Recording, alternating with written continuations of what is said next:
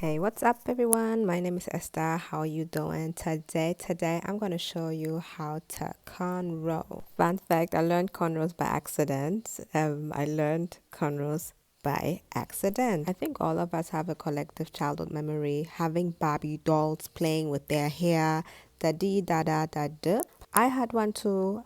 We call it my model. I don't know if it's an American thing, but in Germany we call it my model. And it's basically a Barbie doll hair styling head, you know? So I was braiding because braiding I never had a problem with learning.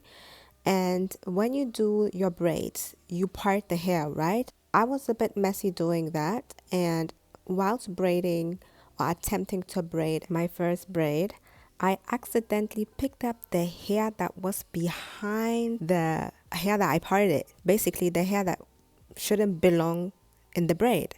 And this is how I accidentally rolled the hair back. And that was a short story time of how I learned to cornrow. So let me teach you now. Disclaimer, this is a messy cornrow. I do those cornrows for when I wear wigs, but the basic principle here still applies to any type of cornrow, but it is you to define how tidy you're going to make it. So let me just show you the basics. So as mentioned earlier, a cornrow is basically just a braid that you feed with the hair that is behind the hair that you parted for one single braid. With that being said, when you want to start, you start by parting your hair for one braid. But this time, you will not just consider the hair that you parted for one single braid, but you will also consider the hair that is behind this hair. How do we do this? You use a comb or you use your hands and just part it from the front of your head and walk your way to the middle and then to the back, creating one line, one piece of hair, or rather one line of hair, as demonstrated just here. You see how I do that?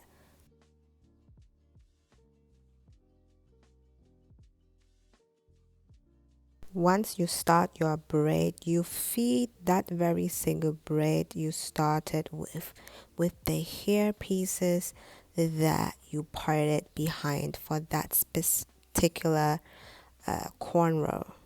See, you braid, you feed, you braid, you feed, you braid, you feed, you braid, you feed, you braid, you feed, you braid, you feed, you braid, you feed, you feed. You see? The more you feed that braid, the longer the cornrow gets. You see that?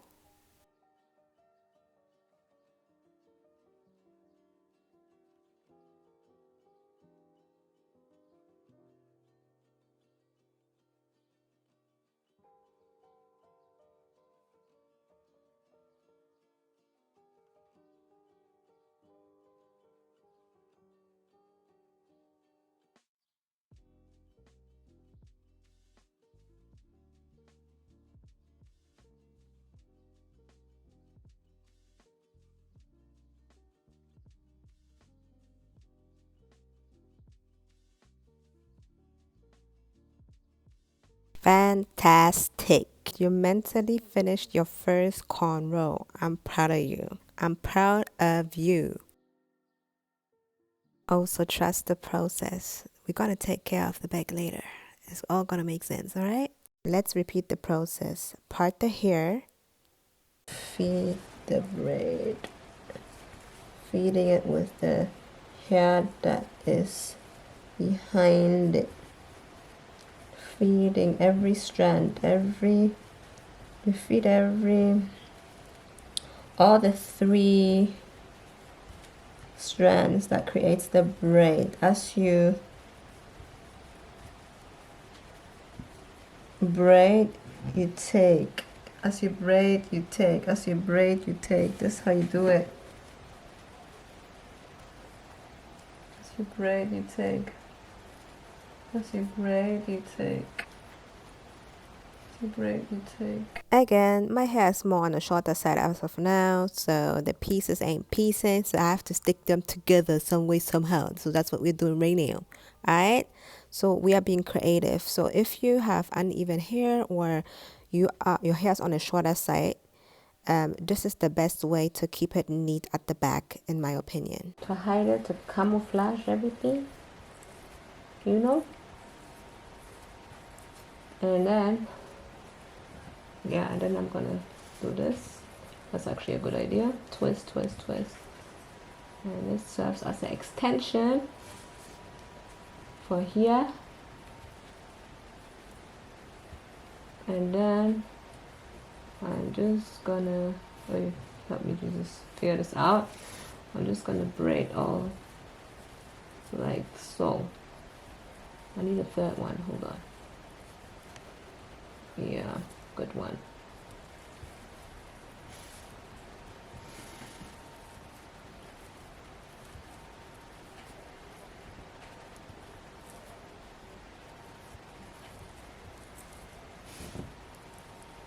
Great. Always, always, always trust the process. As you see, I just cleaned the back up. All right. In this life, you got to be creative sometimes to make things work. This is why God gave us the power of creativity. Anyway, lovies, I hope this helped you. Stay blessed, stay beautiful, and let me know. Jesus loves you, lovey.